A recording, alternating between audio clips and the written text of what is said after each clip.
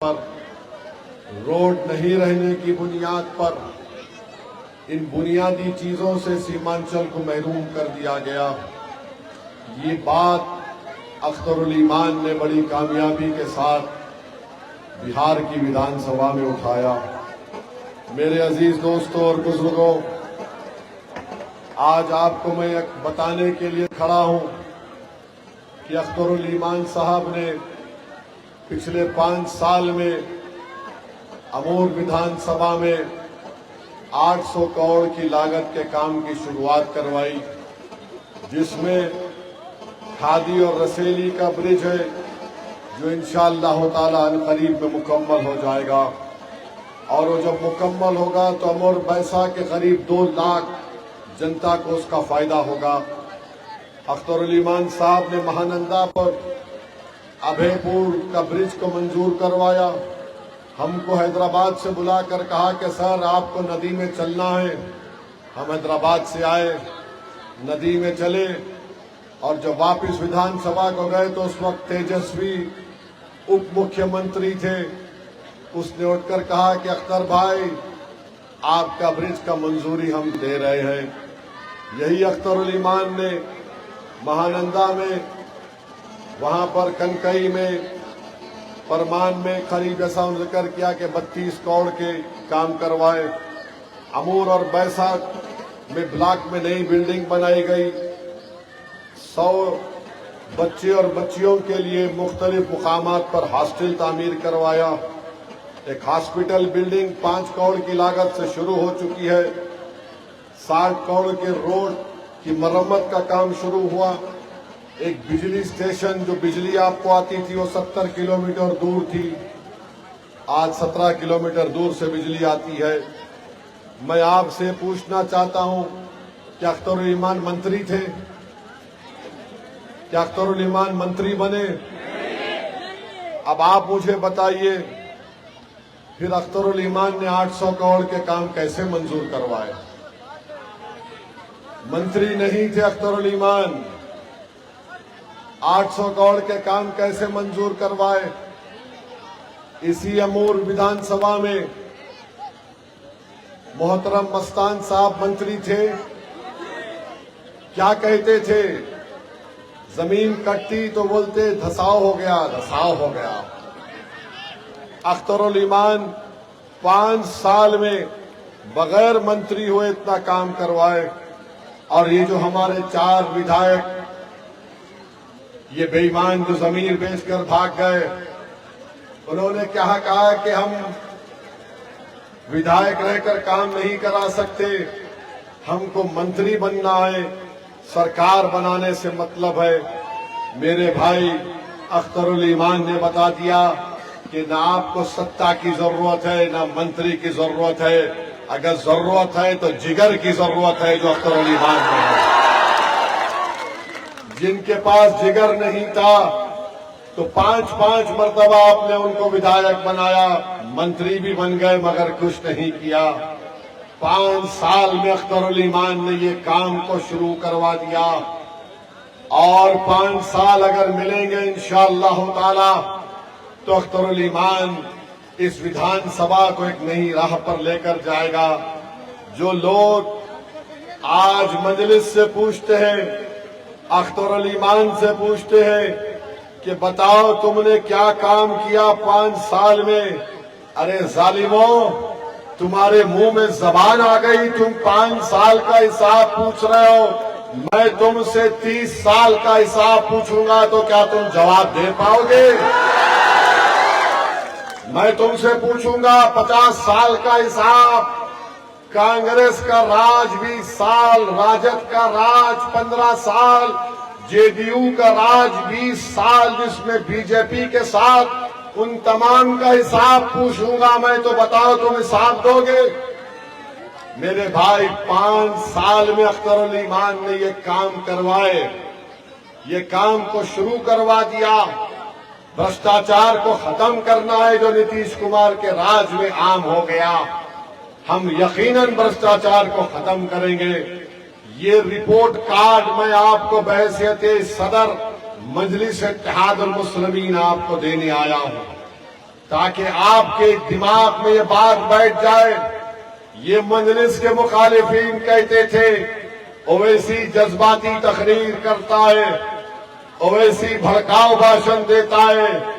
अरे जालिमों, दुश्मनों, सीमांचल को तुमने जो हाल करके रख दिया, तुम सीमांचल के दुश्मन हो, तुम मुसलमानों की क़यादत के दुश्मन हो। हाँ, मैं तकरीर करने का फन अल्लाह ने मुझे अपनी नेमत के तौर पर दिया है। अल्लाह ने मुझे भी जबान दी, तुमको भी जबान दी। अल्लाह ने तुम्हें भी दिमाग दिया, मुझे भी दिमाग दिया, मगर फर्क इतना है कि तुम डरते हो बोलने से, मैं लिए शहीद होने को तैयार हूं। यही फर्क हम में और दूसरों में है। मेरे अजीज दोस्तों और बुजुर्गों, मेरे अजीज दोस्तों और बुजुर्गों, मेरे भाइयों, मेरी इज्जतदार मां और बहनों, मैं आपसे अपील करने आया हूं। ये अख्तरुल ईमान, वो 4 विधायक पैसों के नाम पर बिक गए, उनको बुलाकर पैसे दिए गए। इन्होंने अपना जमीन बेच दिया पैसों के नाम पर। मगर जिसने पैसों को ठुकराया, जो पैसे ले लिए, वो बेईमान थे। जिसने पैसों को ठुकराया उसका नाम अख्तरुल ईमान है। जो पैसे लेकर सीमांचल की जनता को धोखा दिए, जो पैसे नहीं लिया, जो कहा कि मैंने वादा किया है वैसी की जनता से, मुझे पैसों की लालच नहीं, मुझे अल्लाह का खौफ है, मैं जवाब दो रहूंगा आवाम का। और अख्तरुल ईमान ने उनको छोड़ा और अकेला एक शेर की तरह अख्तरुल ईमान बिहार की विधानसभा में आपकी तकालीफ को उठाता रहा। मीडिया के लोग मुझे फोन कर कर पूछे, जब ये 4 बेईमान भाग गए थे, मुझसे कहा ओवैसी साहब, बिहार में तुम्हारा विधायक अकेला हो गया।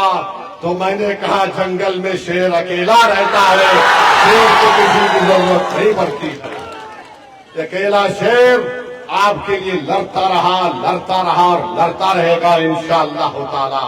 और आप देख लेंगे बिहार में इलेक्शन होगा, मगर सबकी कोशिश यही होगी कि शेर जीत कर ना जाए। ऐ वैसी की जनता, अब आपके हाथ में अख्तरुल ईमान की कामयाबी। आपको बताना पड़ेगा कि हम शेर को कामयाब करेंगे, हम अमूर में अख्तरुल ईमान को कामयाब करेंगे, एक शेर को कामयाब करेंगे। गीदड़ को 20 साल से एमएलए थे, मंत्री बने। मेरे अजीज दोस्तों और बुजुर्गों, दुश्मनी क्यों है अख्तरुल ईमान से? क्यों है दुश्मनी अख्तरुल ईमान से? दुश्मनी सिर्फ इतनी है कि अख्तरुल ईमान किसी को अपना सियासी आका नहीं मानता। अख्तरुल ईमान किसी के सामने अपने सर को नहीं झुकाता।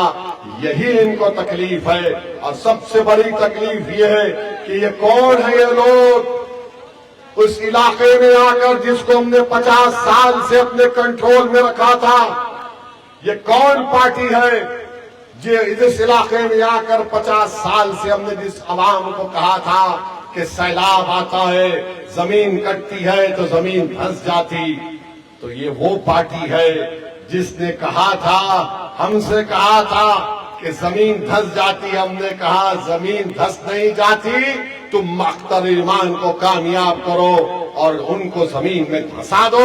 हमने उनको जमीन में धंसा दिया।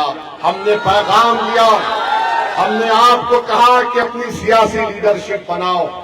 क्यों दुश्मनी है मजलिस से? 19% मुसलमान बिहार में है। क्या उनका कोई नेता है? क्या कि उनकी कोई क़यादत है? यादवों का नेता तेजस्वी नहीं है?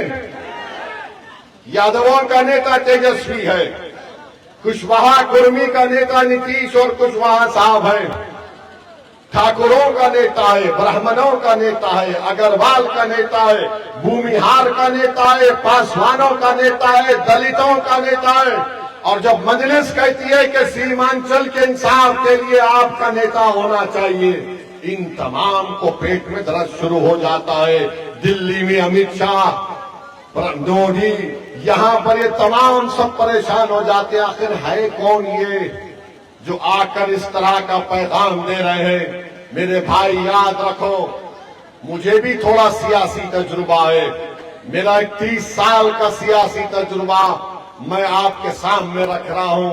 भारत के 17 करोड़ मुसलमानों को अगर नाइंसाफी खत्म होना करना है, अगर भारत के 17 करोड़ मुसलमानों को और 19% बिहार के मुसलमानों को इज्जत की जिंदगी अगर आप चाहती हैं, और इज्जत से मतलब क्या है, हम सिर्फ वोटर बनकर नहीं रहेंगे, हम शहरी बनकर रहेंगे।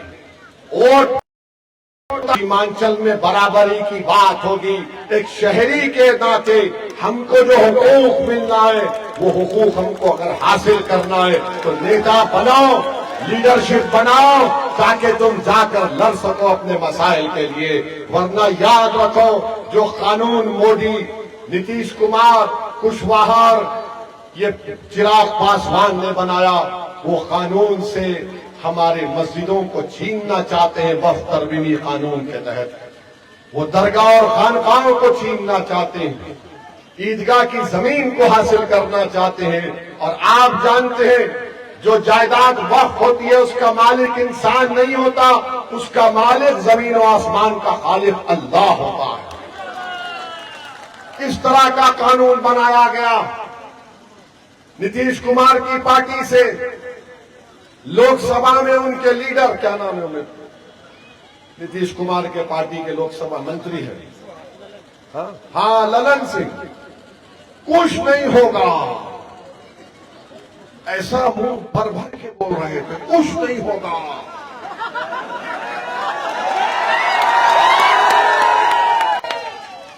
हम उनसे पूछना चाहते हैं, बिहार में जो मंदिर का बोर्ड है, जिसके तहत हमारे हिंदू भाइयों के पूरे मंदिर आते हैं, उसमें क्या कोई गैर हिंदू मेंबर बन सकता है? नहीं बन सकता है। बहुत अच्छी बात है, बोर्ड गाया बिहार में है और उसके एक्ट में लिखा हुआ है कि सिर्फ हिंदू और बौद्ध मजहब के लोग उसका मेंबर बन सकते हैं। तो हमारे वक्फ बोर्ड में कैसा गैर मुस्लिम मेंबर बन रहा है? बता ललन, बताओ। नहीं बता पाएंगे, बोलेंगे नहीं नहीं सिर्फ 3 बन रहे हैं। अरे 3 भी क्यों बनेंगे? 3 भी क्यों बनेंगे? तो क्या तुम वहां पर भी 3 बनाओगे? बोलेंगे नहीं नहीं कैसा आएगा वहां पर। मेरे भाई, ये इस तरह का कानून बनाया गया है। बिहार के वक्फ बोर्ड में अपने आप वक्फ बोर्ड बनेगा, गैर मुस्लिम को बनाएंगे नीतीश कुमार, ललन सिंह। हम पार्लियामेंट में जब बिल लाए, मैंने उसको कानून के तहत उसके इंट्रोडक्शन को, उसकी मुखालिफत की, कमेटी का मेंबर बनाया गया। अल्लाह ने मुझे मौका दिया उस कमेटी में खिदमत करने का। हर मीटिंग में मैं तैयारी करके आता था। आज बोल रहा हूं, बिहार में जब हमारी कमेटी आई तो कई बीजेपी आरएसएस के ऑर्गेनाइजेशन आकर उस बिल की तारीफ कर रहे थे।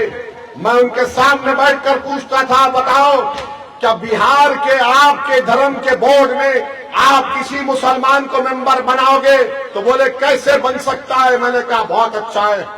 मैंने उनसे पूछा, आपके पास वक्फ यूजर की तरह यूसेज है, क्या आप उसको रखोगे, निकालोगे? बोले रखेंगे। फिर यहां क्यों निकाल रहे हैं?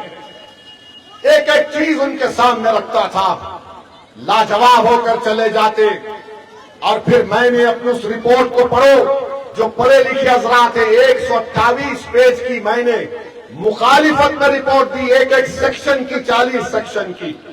आज अफसोस होता है कि नरेंद्र मोदी ने अब हमारी मस्जिद को छीनना चाहते हैं। नीतीश कुमार, चिराग पासवान और कुशवाहा के साथ हमारी दरगाह और खानकाह को छीनना चाहते हैं। बताओ, अगर कौन सी चीज बाकी रहेगी? जिस चीज का मालिक अल्लाह है, जिस चीज का मालिक इंसान नहीं है, तुम छीनना चाहते हो उनसे। इंशाअल्लाह ताला हम जमहूरी तरीके से ये काम को होने नहीं देंगे। इंशाअल्लाह ताला सुप्रीम कोर्ट को हम गए, मैं मेन पिटिशनर था। जब जस्टिस खन्ना चीफ जस्टिस के सामने आया तो मेरे नाम से वो पिटिशन आया था। फिर बाद में बेंच बनाई गई, उसमें भी हम पिटिशनर थे। बहरहाल ये बता रहा हूं आपको ताकि आप याद रखें इन चीजों को। मेरे अजीज दोस्तों और बुजुर्गों, याद रखिए, आपकी आवाज की जरूरत है। और जो लोग हम पर इल्जाम लगाते, बी टीम बचाओ बचाओ दुश्मनों, जब उपराष्ट्रपति का चुनाव हो रहा था तो असदुद्दीन ओवैसी को हमारे प्रदेश के मुख्यमंत्री ने फोन करके कहा, असद भाई हमारा साथ दो। मैंने कहा बिल्कुल साथ दूंगा। बोले जस्टिस सुदर्शन रेड्डी को वोट दो, वो इंडिया अलायंस के उम्मीदवार हैं। Justice Sudarshan Reddy supreme court के जज थे। उन्होंने फोन करके पूछा, असद भाई मैं आपके पास आके मिलूं? मैंने कहा सर मत आइए, आप बुजुर्ग हैं, हम आपकी इज्जत करते हैं। हमने जबान दिया है रेवंत रेड्डी को, कांग्रेस के मुख्यमंत्री को हम वोट डालेंगे। मेरा एक ही वोट था, ज्यादा वोट नहीं थे। मैं जाकर सुदर्शन रेड्डी साहब को, इंडिया अलायंस के उम्मीदवार को वोट दिया। अब बताओ हम क्या दूध के धुले हुए थे या बी टीम थे? बताओ, बोलो। नहीं बोलेंगे। खत लिखा अख्तरुल ईमान, कई बड़े बड़े लोग अख्तरुल ईमान साहब के पास आकर बोले कि ओवैसी अकेला लीडर बनना चाहता है, वो अलायंस नहीं करना चाहता। मैंने कहा मैं तैयार हूं। मैंने अख्तर भाई से कहा लिखिए, वो जो लिखते हैं उस पर लिखकर साइन करके लालू प्रसाद यादव को भिजाइए। लेटर लिखा, फिर बोलता है मेरी बात सुनो। बड़ों की इज्जत होती है ना। हम अपने वालिद को कैसे मनाते, अब्बा मुझे शादी करना है। नहीं नहीं ऐसा नहीं, उधर मत ले जाओ। नहीं उधर तो बहुत प्रावधान है। खैर आप अम्मा को बोलते, अम्मा समझो अब्बा को। मगर बाद में अगर अम्मा बोल दी तेरा बाप राजी नहीं हो रहा है, तो हम बोलते ठीक है भाई, जब बाप बड़ा है तो खत्म, आखिरी लाइन। हमने कहा अख्तर भाई लिख दो बेटे को। अख्तर भाई ने लेटर लिखा। अख्तर भाई ने कहा कि सर सीमांचल के स्टाइल में जाकर खत देंगे। मैंने कहा वो सीमांचल का तरीका क्या है? तो बोले ढोल बजाकर ले जाएंगे। अख्तर भाई सीमांचल के स्टाइल में तरीके से लेकर गए, तो जाकर खत दिया तो तेजस्वी बोले हमको डराने आ गए। ढोल बजाए तो तुम डर गए प्यारे। ये डर नहीं था, ये तरीका था तुम्हारे दिमाग में बात डालने का और जनता को बताने का कि देखो हम तो बीजेपी और मोदी को बिहार में रोकना चाहते ताकि उनका कोई मुख्यमंत्री ना बन जाए। अब बिहार की जनता देख ली, सीमांचल के घर घर तक हमारा पैगाम पहुंच चुका है, दुनिया ने देख लिया। अब तुमको बताना है कि तुम बीजेपी को, मोदी को रोकेंगे या फिर उसको आने दोगे। हम तो लड़ते आए बीजेपी से, हम तो मुकाबला करते आए बीजेपी से। अरे तुम तो खाली मुकदमे तुम पर आए, मेरी गाड़ी पर 6 गोलियां चलाई गई 2017 या 22 में, 2017 में। बताओ आप, 2000 जो हालिया यूपी का इलेक्शन हुआ, मेरी गाड़ी पर 6 गोलियां चलाई गई और बोलते बी टीम मैं नहीं डरा मौत से, मरना तो है मुझे। जिस दिन मेरी गाड़ी पर गोली चली उसके दूसरे दिन में उत्तर प्रदेश में इंतखाबी मुहिम में जाकर जलसा कर कर आया। सब बोल रहे थे मत जाओ, मैंने कहा मैं जाऊंगा। जब तक अल्लाह मेरी मौत का वक्त नहीं लिखा कोई मुझे नहीं मार सकता। अब बोलते तुम बी टीम हमको डरा रहे। अरे भाई हम किसी को डराते नहीं, ना किसी माइका लाल से डरते सिवाय अल्लाह के। अब तुम बताओ, अब आप खुद बताइए इससे बढ़ के हम क्या कर सकते हैं। क्या कहा अख्तरुल ईमान ने 6 सीट दो, 5 तो हम जीत चुके थे। हमने कहा 6 दे दो, तुम अगर मुख्यमंत्री बन गए तो मंत्री मत बनाओ गुलाम सरवर को, अख्तरुल ईमान को, तौसीफ आलम को, तुम बनो, मगर सीमांचल से इंसाफ करो, सीमांचल डेवलपमेंट काउंसिल बनाओ।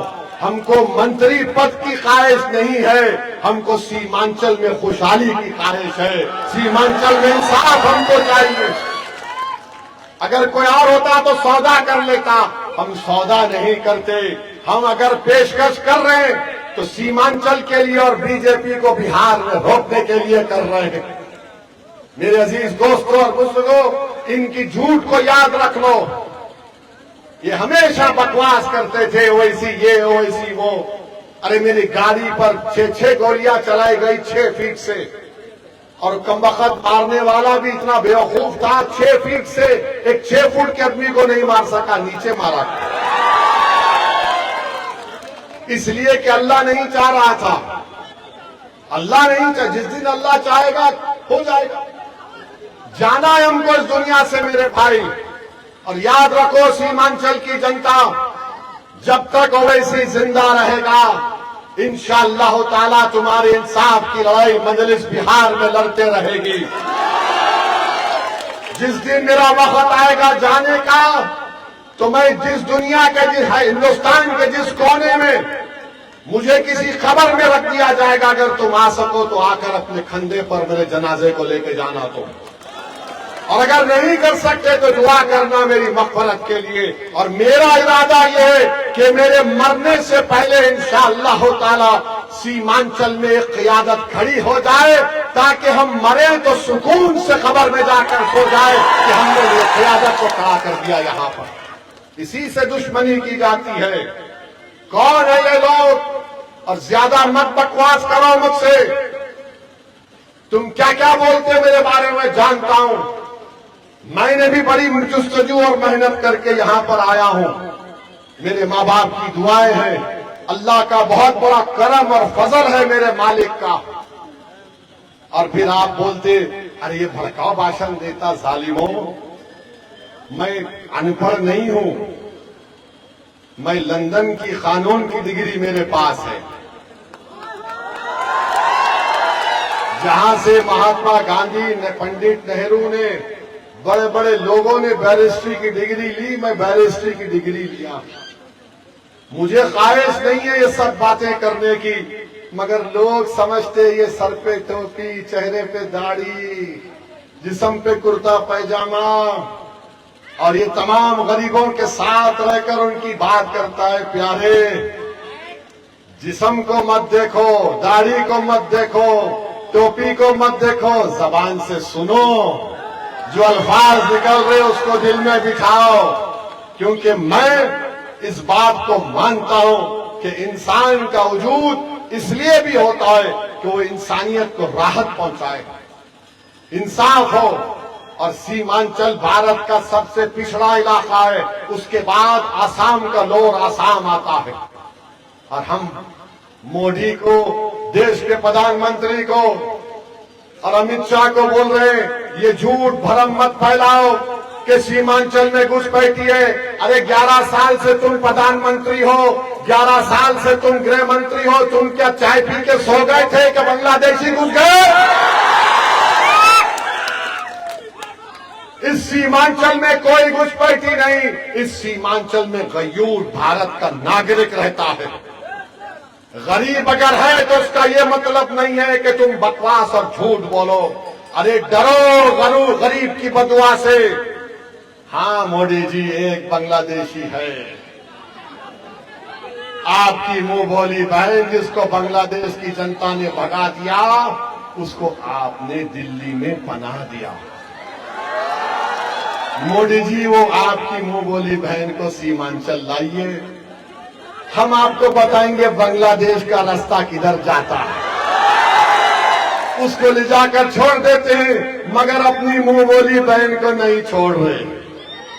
उसको बोले नहीं नहीं, तू नहीं जाना, मैं तेरा भैया हूं। सीमांचल के बहनें आपकी बहन नहीं है मोदी जी? क्या सीमांचल का मुसलमान भारत का नागरिक नहीं है कि आप आकर इस तरह की बकवास करते हैं? क्या हो गया नीतीश कुमार को? क्या जेडीयू इस तरह की फिरका परस्ती को फरोग देगी? बताओ ललन सिंह, क्या तुम्हारी पार्टी की पॉलिसी यह है कि भारत का सबसे खास इलाका है ये 4 जिले बहुत खास है भारत के लिए? क्या तुम इस तरह की फिरका परस्ती को फरोग दोगे सीमांचल में? ये इनकी नफरत है मुसलमानों से, मोदी की और उनकी बीजेपी की पार्टी की। सीमांचल में एम्स नहीं खोलते, सीमांचल में वो अलीगढ़ मुस्लिम यूनिवर्सिटी का कैंपस है, उसको सही नहीं करते। जलालगढ़ है ना अख्तर भाई, वो जलालगढ़ से किशनगंज तक पटरी की लाइन डालना है, नहीं डालते। अमूर होते जाएगा वो, हाँ नहीं डालते। और फिर आप देखो गाया में फैक्ट्री खोलने की इजाजत, पूरी रियायत, सीमांचल में नहीं। अरे अनन्नास उगता, चाय उगती, मकाई उगता, यहाँ पर क्या क्या नहीं चीज बनती यहाँ पर। मगर मोदी आते हैं सीमांचल को, भाइयों बहनों, सीमांचल में बहुत आबादी बढ़ रही है, घुसपैठी आ रहे हैं। ये मोदी जी कौन सी चाय पीकर आप ये बकवास करते हैं, समझ में नहीं आता। और उनकी जनता बैठी हुई थालियां बजाती, अरे वो प्रधानमंत्री है, अख्तर अली मान नहीं है। होम मिनिस्टर अमित शाह है, गुलाम सरवर नहीं है। मगर इंशाअल्लाह ताला मैं आपसे वादा कर रहा हूं, जिस दिन सीमांचल में हमारी लीडरशिप बनेगी, मुझे पूरा यकीन है कि वो सीमांचल का नौजवान लड़का लड़की एक दिन बिहार की क़यादत करेगी। वो दिन दूर नहीं है मेरे अजीज दोस्तों। मेरी बात को तुम ये रद्द नहीं करना कि जज्बात में ला रहा है, शायद मैं जिंदा ना रहूं, मगर एक दिन आएगा जब सीमांचल की बेटी और बेटा भारत की भी लीडरशिप करेगी इंशाअल्लाह ताला। आप में काबिलियत है, आप में बहुत काबिलियत है, मगर सिर्फ इतना है कि आपको मुत्तहिदा अपने वोट का इस्तेमाल करना पड़ेगा, मजलिस को कामयाब करना पड़ेगा, अख्तर अली मान को दोबारा भारी अक्सरियत से आपको कामयाब करना है, बटन छाप पर बटन दबाना है। पड़ोस में गुलाम सरवर साहब हैं, उनको भी कामयाब करना है। और जो 4 लोग पैसे को अपना खुदा मानकर सीमांचल की जनता को छोड़कर चले गए, अरे जालिमों, दौलत तो कानून को काम में नहीं आई थी, शद्दाद को काम में नहीं आई थी। तुमने कितने गरीबों का दिल तोड़ा तुमको अंदाजा नहीं है। इंशाअल्लाह ताला अल्लाह तुमको देख लेगा, अल्लाह तुमको देख लेगा, मुझे यकीन है। अल्लाह ताला अब के बार अररिया से एक भारी अक्सरियत से मजलिस के नुमाइंदे मिले बनकर बिहार की विधानसभा में जाएंगे इंशाअल्लाह ताला। मैं जो फिजा देख रहा हूं, जो तब्दीली पैदा हो रही है, 5 साल पहले ऐसे हालात नहीं थे। जहां कहीं भी हम नुक्कड़ सभा करने गए, वो नुक्कड़ सभा जाकर एक जनसभा में तब्दील हो गई। और आप देखते हैं कि दूसरे पार्टी के जो जलसे होते हैं, राजद के, कांग्रेस के, भाजपा के, उनके जलसे में लोग खाना की पार्टी, हाँ, देखिए सीमांचल के लोग काबिल हैं, मेरे बोलने से पहले जान गए। अच्छा, यहां पर आप कैसे आए? कोई बुलाया आपको? आप किसकी मोहब्बत में आए? नहीं, किस पार्टी की मोहब्बत में आए? अच्छा, जब आप मजलिस की मोहब्बत में आए तो एक बार अपना सेल फोन का लाइट खोल दो, पूरा लाइट खोल दो, ताकि पटना तक जालिमों को मालूम हो जाए कि यहां पर दोबारा अख्तर अली मान कामयाब होगा इंशाअल्लाह ताला। यहां पर पतन छाप पर वोट पड़ेगा, यहां पर मजलिस का परचम लहराया जाएगा, यहां पर जुल्म का खात्मा होगा, यहां पर गद्दारों को कोई नहीं वोट डालेगा इंशाअल्लाह ताला। तो लगाओ मेरे साथ नारा, सीमांचल जिंदाबाद, सीमांचल जिंदाबाद, सीमांचल जिंदाबाद, सीमांचल की जनता जिंदाबाद, अमोर वर्षा की जनता जिंदाबाद। नारे तकबीर, नारे तकबीर। वाखिर दावल।